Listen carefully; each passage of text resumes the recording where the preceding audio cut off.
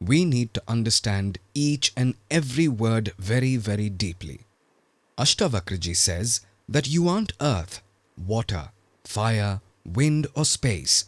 So, if you aren't ready to listen, what you will say is, King Janak was ready. He was worthy of this. So, whatever Ashtavakraji is saying, it's for King Janak, not for me. But if you're truly ready, then you'll understand that Ashtavakraji isn't saying these things to King Janak. He is talking to you. Then you will imbibe all of this and it will work for you. What is he saying? You are neither earth, water, fire, wind or space. For liberation, you need to think of yourself as the conscious being that witnesses all of these. The conscious being that witnesses. The essence of everything. The source of everything. The material cause of everything. That is you. Understand the word witness? What does witness mean? Let's say there is a case in court where someone has murdered someone and someone has been murdered. So, who is the witness? The one who has been murdered or the one who has murdered? Is the witness he who has killed or he who was killed? Or perhaps he who has supported the killer? If the witness has killed, then he's a criminal. How is he a witness? So, the witness is he who has seen all of it at the scene of the crime and remained unaffected by all of this. He who is untouched by the doer and the one who suffered by whatever was done. Neither is the witness here nor there. He is standing apart. Meaning, there were thoughts in our mind, and when those thoughts came, we also saw this world. When there are no thoughts in our mind, what happens then? Nothing, right? Yes. If I want to see something, I'm not seeing it outside of me. I'm seeing it inside my brain. You can say that my brain is like a screen and something is visible on it. It can be any sensation. It could be visual, auditory, anything. So, if the brain is like a screen, at times you see something and at times you don't. So whatever came and whatever went by with those thoughts, that isn't a witness. A thought came and we were happy or sad because of it. We acted on thought or didn't. Who is facing all of this? He who is attached to that thought. Until when? Until he's latched on to that thought. Then maybe another thought when something else happens. A new reaction will start happening. So, am I that entity who is thinking about it, or am I that who knows both the presence and absence of thoughts? You are that. This is being said here. And this isn't being said to King Janak. This is being told to you. So, you're untouched by a thought, which appeared and can be turned into an action. And whatever you're thinking because of that thought, you can call a reaction. Reaction to that thought.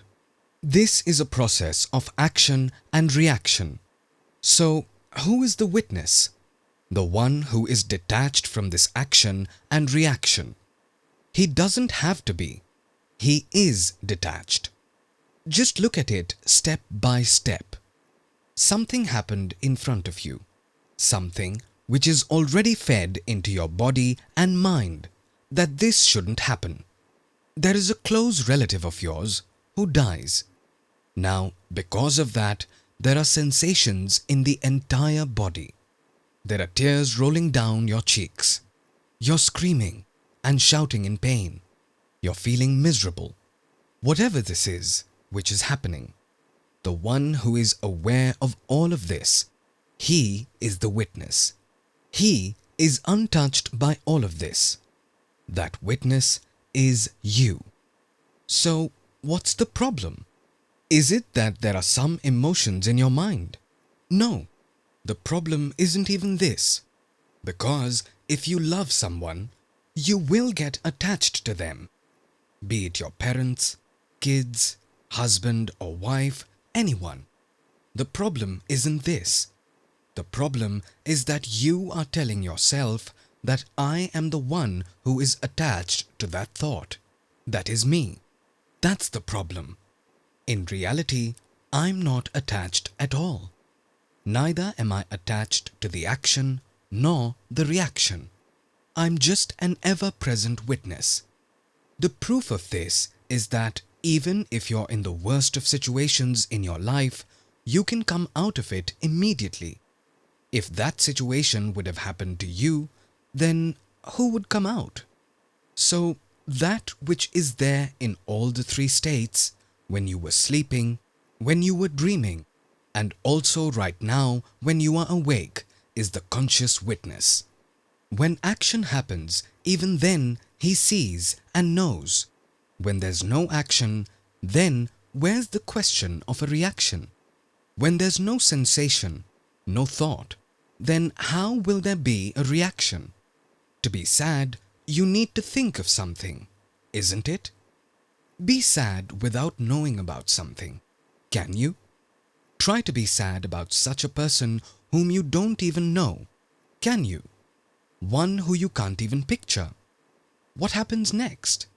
Neither is there a thought nor any reaction to it. So what happens? Peace, tranquility, silence. There is nothing to know. Now people who don't understand it deeply, what do? They try to achieve this state, a state where there's no action or reaction. But it's impossible to attain.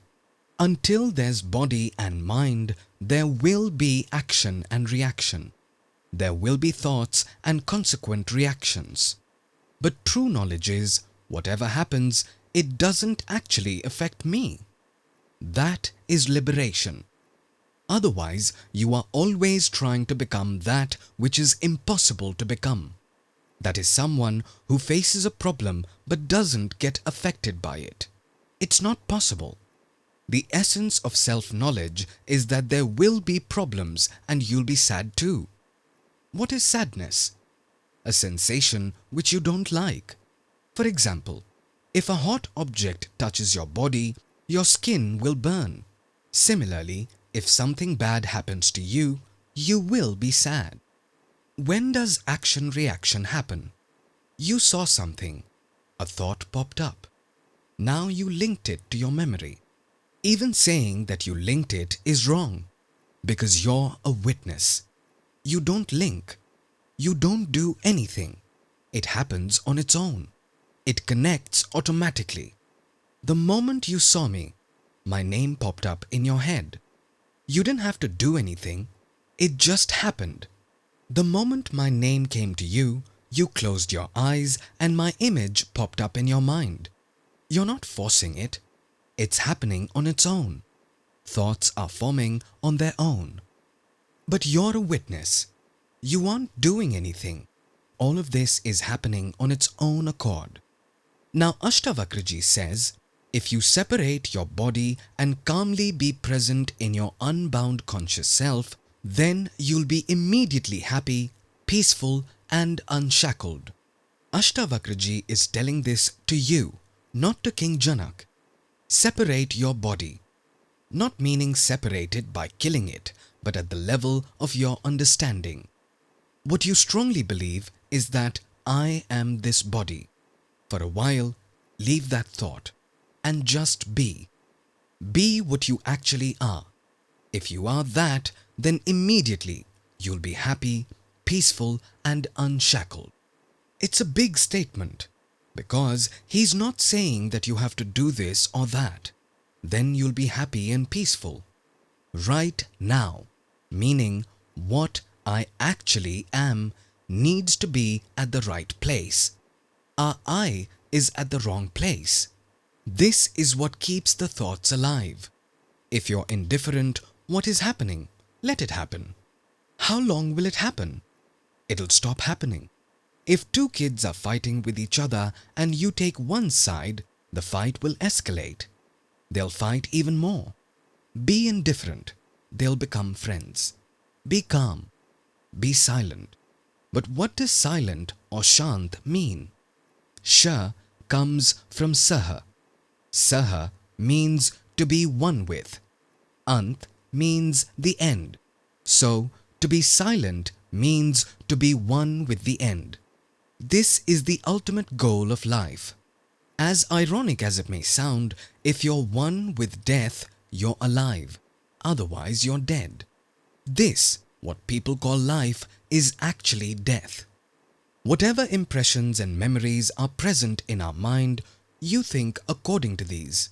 You act according to these. People call that action life, which is happening through memory. But we have the wrong impression that we are doing these things. Whatever you're thinking of, let's say about your future, that I'll do this or I'll do that. Doing this will result in this or that. These people are now with me. Tomorrow they might not be. He or she did something good or bad to me. Whatever it is. Whatever you are thinking, whatever you're doing, everything put together, what are these based upon? Memory. What is memory? Is memory alive or dead? It's dead, right? So, are we living with the dead? The person we're fighting with, we're not fighting with that person.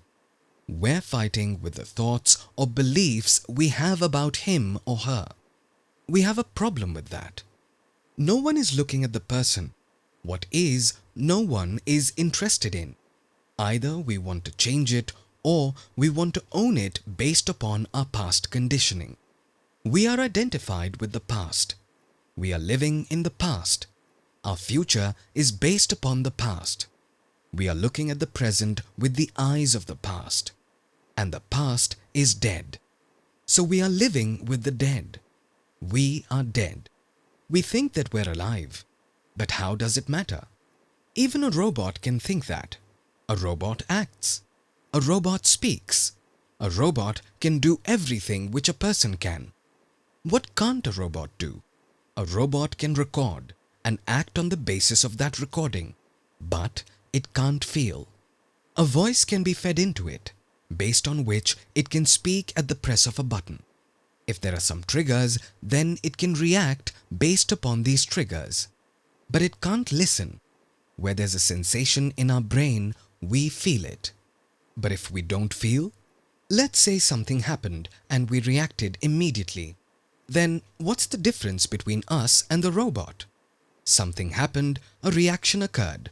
Action, reaction, action, reaction. Keep running the same cycle. That's what a robot does. What you call this moment or the present, is it really the present? You're looking at a star in the sky and say that I'm looking at a star in the sky. Are you actually looking at it? It's possible that it is 100 light years away from you. So eons ago it was there. Now you don't know. But it's possible that it died billions of years ago. So what are you looking at? Something that's not there. What voice are you listening to? That which was there a few seconds ago, microseconds ago, but it's no more. You're acting on the basis of that. You're recording that. You're thinking only about that. So, what's really alive? Think about it. Is something which is still or not moving alive? Or something which is not still or constantly moving alive? In your mind, what is still or not moving? Some old memories which are frozen, the way they were 20 years ago. They're the same today. In this creation, nothing is still. Can this creation ever stop? Can this flow ever stop? Can anything in this creation stop? Can creation and dissolution ever stop? Can they be different? At which moment will you say, was it created or destroyed? Everything is happening together. Clouds are forming and being destroyed. You can't say that clouds are forming but not being destroyed. It's happening together. Happening at each moment, not with a gap of even a second. Everything in this creation is being born and is dying. What is our mistake here? We're not looking at this truth. The body to which we're attached, it is constantly changing. What does change mean if it's not death? It is being born as well as dying at the same time.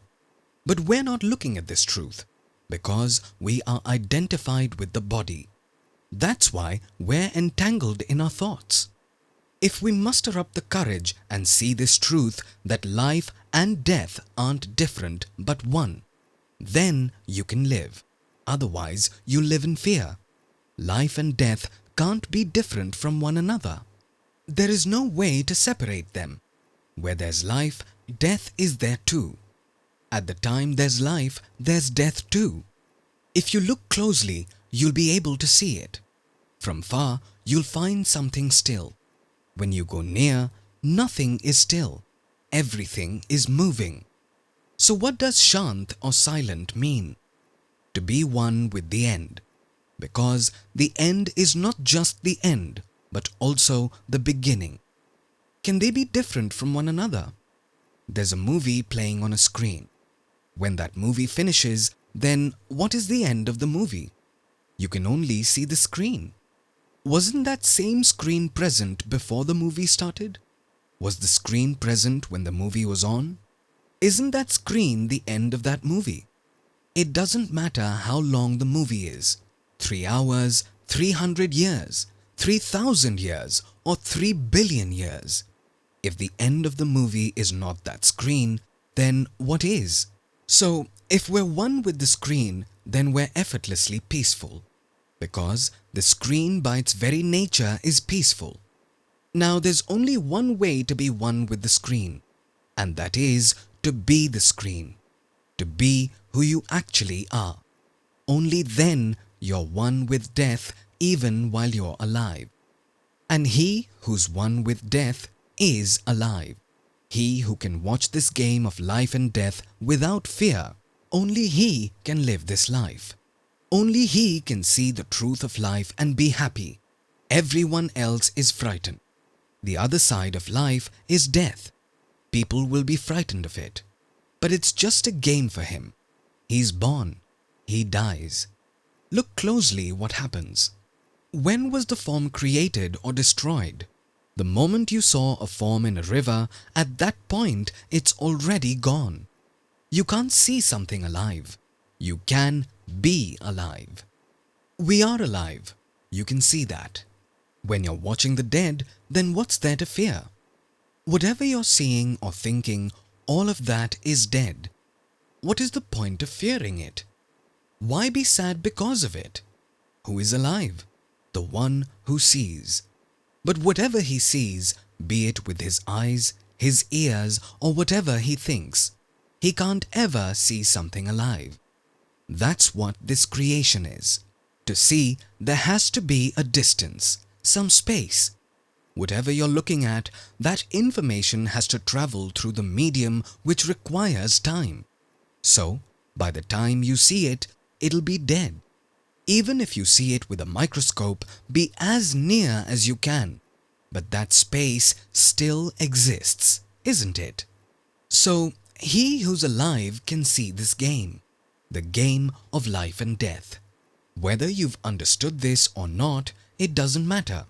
You are the conscious essence or the conscious witness. Even if you want, you can't die. There's no way to kill you. You can kill a pot, but how will you kill the clay? That clay which knows the existence and non-existence of the pot. So, that clay is dead and also alive. Where is the pot? It's not there. It's an imagination of the person seeing it. It's only in the mind. Imagination means this entire creation, which is actually one indivisible whole. We think that it's separate from me. This is imagination. There's no room for being separated. Thought creates separation in the mind. If there's no thought, there's no duality. You're one with the end. This is known as peace, meaning that which is one with both life and death. What is dead? Whatever you can think, that is all dead. Why fear the dead? Let the dead walk behind you. Who is alive? I am, the one who is alive. Only he can look at the dead. To see the dead, I've to be alive, isn't it? So what you actually are, there's no way to kill it. And what you're not, there's no way to save it. But your entire life is spent on saving what you're not. For example, you say, I'm a big person. Who became a big person? Can infinite be bigger? A person who says, I'm a big man, he's very small. What is he in front of this creation? The fact that he's saying this isn't the problem. The fact that he's even thinking of it is the problem. That is called foolishness. That which is the source of this entire creation. What can be bigger than that? ASHTAVAKRA ji says, neither are you Brahman, meaning neither are you a saint. There were categories of people in earlier days, different categorizations. Now you can categorize according to today's times. Today there are rich and poor, Hindus and Muslims. Definitions have changed, but you can fit something else in this place. Neither are you brahmachari or bachelor, nor are you from any ashram. So who are you? You are detached, not attached to anyone. And if you're not attached, you are not bound. The one who is attached is bound. When there's no bondage, then who will be liberated? You don't have to be detached by doing this or that. You are detached. Whatever is being said here, you can connect it with the sound of silence. That is what is being talked about. The conscious witness. The one who sees your existence and non-existence. What you call I, what is it? It's only a thought. It's just a sensation. What else is I? If there's a thought, then I am, else I'm not. So the one who sees your existence and non-existence is the ever-present conscious witness, the self. You're detached. Just look back and see if you're detached or not. Look within and see. You're formless, meaning there's no shape to you. The one who has a form can be killed. Form can be killed. How can formless be killed?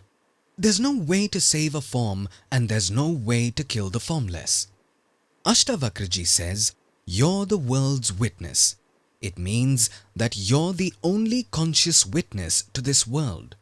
In this entire universe, wherever, whoever is looking at something, wherever, whoever is thinking about something, wherever, whoever is doing something, wherever, whoever is listening to something, smelling something, touching something, feeling something.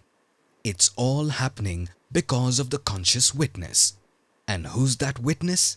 It's you. Not only in this body, which is like an instrument, but in every instrument. Instruments are created and destroyed. If the conditions are favorable, an instrument is created, which we call a body. If the conditions are changed, the instrument gets damaged or destroyed. For example, there's a bulb. Just crack it open. Does electricity die? Does light die? What has died? Nothing is dead. Electricity was never attached to the bulb. If it was attached, then something would have happened. It can't get attached. If one of the bulbs stops working, electricity is still passing through the other bulbs as usual. You're the world's witness, not a witness, the witness. That is you. That's why be happy and at ease. What is ASHTAVAKRA ji telling you? That you are detached. You don't need to be this or that. So, be happy and at ease.